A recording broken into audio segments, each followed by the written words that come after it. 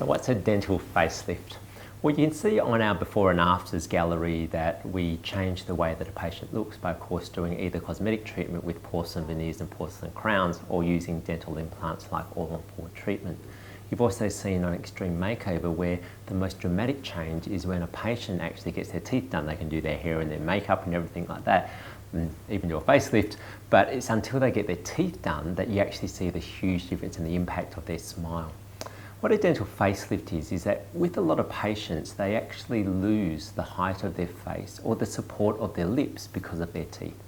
In a dramatic sense, I suppose, if you're looking at someone that's had dentures for a long time, we know that if patients have dentures, what happens is the gum and the bone shrinks. So over time, as this shrinkage happens, you see the height of their lower third of their face, from their nose to the chin, suddenly gets smaller. And when this happens, it actually increases the way that a patient looks, as in their aged appearance. The other thing too is that if the bone in the gum or the teeth actually change and they come more in, it also decreases the support of their lips.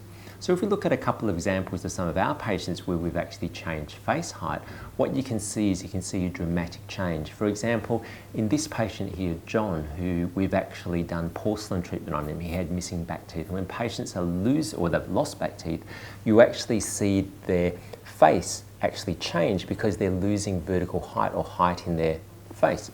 The other thing is his teeth are very worn, so we know that when you wear teeth, you also decrease the vertical height. So you can see the before images here with the missing back teeth, and you can see that lower teeth are actually worn, but then you can see the change of his face when we actually re-establish that height, so we're building the teeth back up. On cases where patients have had dentures and we're going to be basically doing all-on-4 treatment, you can see in Mr. Koo here, who his very first photo, you can see how his face looks totally different. When he wanted to get new teeth, he wanted, of course, teeth to the right height, but he also wanted better lip support, and he wanted a nice white and bright smile. So you can see the change in his face when you actually get this height correct. And I suppose the last example here of Valley, where again, she's someone that's been grinding her teeth, and you can see that she's worn a lot of her teeth away. Again, we look at how much height should we be adding to these teeth. When we worked out how much she had ground her teeth down, it was roughly around about 3 to 4 mils. So by increasing this height by 3 to 4 mils, you can see the dramatic change that it has on the face.